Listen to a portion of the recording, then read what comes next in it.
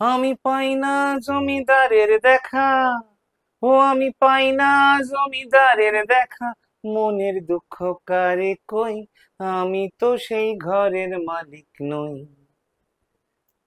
আমি তো সেই ঘরের মালিক নই।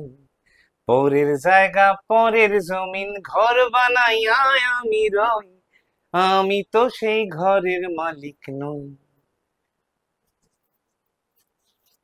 আজকের এই যে পৃথিবী, এই বিশ্বগ্রাম, এটা একটা ঘর। এই ঘর থেকে এই শরীর, এটাও একটা ঘর।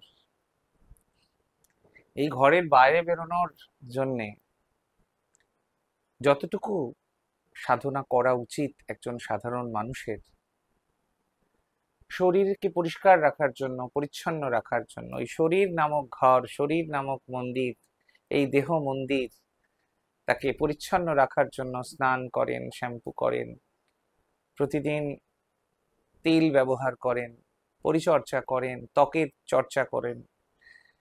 তো আত্মার জন্য কি করেন সারাদিনে? এটা খুব দামি একটা কথা, খুব ভারী গভীর একটা প্রশ্ন। তো আমাকে অনেকেই জানতে চেয়েছেন গত ভিডিওতে যে আমরা একটু আনন্দে থাকতে চাই, আনন্দে কিভাবে বাঁচবো। এখন আনন্দে বাঁচার কোনো ফর্মুলা এর সাচ নেই। আপনি যদি চান আনন্দে বাঁচতে, তবেই আপনি আনন্দে বাঁচতে পারবেন। কেউ আপনাকে কোনো কোর্সের মাধ্যমে শিখিয়ে দিতে পারবে না, বলে দিতে পারবে না। It is a consciousness, is a state of mind. Are you happiness concerned? Are you concerned about your happiness? আপনি কি চান আনন্দে থাকতে? তাহলে অবশ্যই অবশ্যই অবশ্যই আপনি পারবেন। তো আপনি যদি না চান, আপনি যদি চান কেউ এসে করে দেবে আপনাকে, এখানে কি আছে বলুন করে দেবে? তো এই গানটির মধ্যে এটিকেই বোঝানো হয়েছে। আমি পাই না জমিদারের দেখা, মনের দুঃখ কারে কই, আমি তো সেই ঘরের মালিক নই। তো এই যে মনের দুঃখ, মনের দুঃখ কাকে বলবেন? আপনারা যদি চান আমাকে বলতে পারেন 9831002579 এই নম্বরে। কিন্তু মনের দুঃখের কথা তো আমি শুনলাম, কিন্তু আমি যেটি বলছি সেটা কি আপনারা শুনবেন? সেই মতন করবেন কি? প্রথমত, শ্রদ্ধাবান লভিতে জ্ঞানম। আগে আপনাকে জানতে হবে দুঃখের কারণ কি। দুঃখের কারণ এই জড়বৎ থাকা, এই বদ্ধ জীব হয়ে বেঁচে থাকা। তো প্রথমে সেই বন্ধনের কনসেপ্ট থেকে আপনাকে বেরিয়ে আসতে হবে।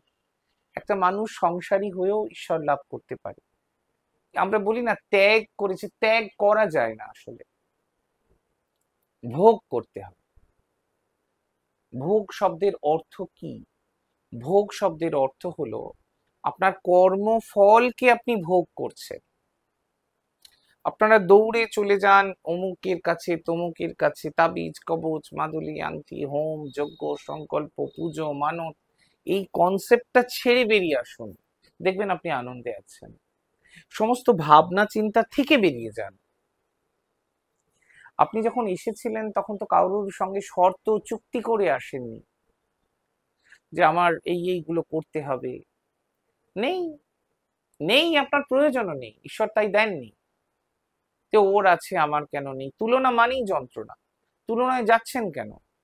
যত তুলনায় যাবেন তত অন্ধকারের খাদে তলিয়ে যাবেন। অনেক কিছু নেই, আমারও অনেক কিছু নেই, অনেক কিছু ছিল অনেক কিছু নেই, তাতে কি যায় আসে? এমন অনেক কিছু আছে বলতে যা বাধা নেই।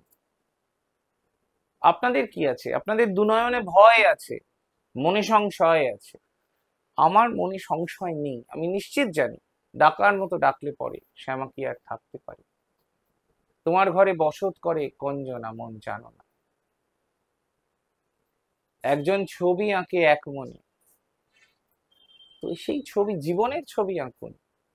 জীবনের ছবি আঁকলে আমার মনে হয় জীবনটা অনেক সুন্দর হবে।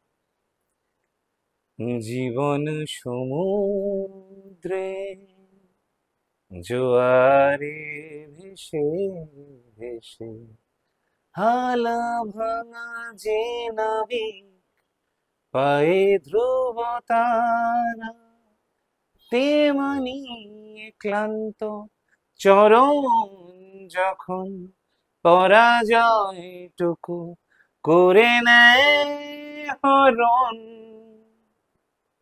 তুমি দিলে সাড়া। এই সাড়া কার জানেন? ঈশ্বরের সাড়া। ঈশ্বরের সাড়া পেতে গেলে জীবনের সমস্ত ব্যর্থতাকে এমব্রেস করতে হয়, জড়িয়ে রাখতে হয়। সমস্ত ব্যর্থতা, সমস্ত পরাজয়, সমস্ত কালিমা, আমরা বলি না কালিমা মানে অন্ধকারচ্ছন্নতা, তমসাচ্ছন্নতা, নেতিবাচকতা, যাবতীয় কিছু কষ্টের কষ কালী। আর মায়ের নামও দেখুন কিরম এই কষ্টের কষের মধ্যেই উচ্চারিত হয়ে গেল, কালী মা মানে মা কালী। তো এই কষ্টের কষ যিনি গ্রহণ করেছেন জীবনে ঘষতে ঘষতে আমার সারাটা শরীর 5 বার না মরে বেঁচে আছি সমস্তটা ছাই হয়ে গেছে, পুড়ে গেছে। তারপরে আপনি কোট প্যান্ট পরুন, গেরুয়া পরুন, কিছু না পরুন, কিছু যায় আসে না। তা আপনাদের অনেকের হয়তো যায় আসে, আমার আর কিছু যায় আসে না, আমার আর কিছু পড়ে নেই। তো এই যে শূন্য অবস্থা, পড়ে নেই মানে এটা আমার দুঃখ নয়, এটা একটা উত্তরণ। একটা মানুষ শূন্যের পর্যায়ে শূন্যকে ওয়েলকাম করছে, শূন্যের দিকে এগোচ্ছে, পৌঁছে যাচ্ছে। যদি সে একেবারে পৌঁছে যায়, তাই যে অস্তিত্বটা দেখছেন এটাও আর থাকবে না। এটাই তো লক্ষ্য। এই যে এত সাধনা, এত কিছু, আপনারা এই যে এত গালে হাত দিয়ে বসে পড়েন, এত ভাবেন, এত কিছু, এইসব ভাববেন না। মা আমি তার সন্তান, এই হলো শ্রেষ্ঠ সাধনা। আপনারা এইভাবে ভাবুন না। আরে এইটা কেন আপনারা ভাবতে পারেন না যে ঈশ্বর বলে একজন আছেন, তিনি আছেন, তিনি সবকিছু ভালো করবেন। আর আমাকে ফোন নাম্বারে বলবেন, তিনি যদি ভালো না করেন তখন আমাকে বলবেন, যত খুশি গালমন্দ করবেন যে আপনি বলেছিলেন, কই হয়নি তো। এর জন্য তো আপনার পয়সা খরচা করতে হবে না। আপনারা ভয় পান কিসে? পয়সা না নিয়ে নেয়। অর্থই অনর্থের মূল। অর্থ ছাড়ুন, পরমার্থকে জানুন। সকলে খুব ভালো থাকবেন। জয় মা।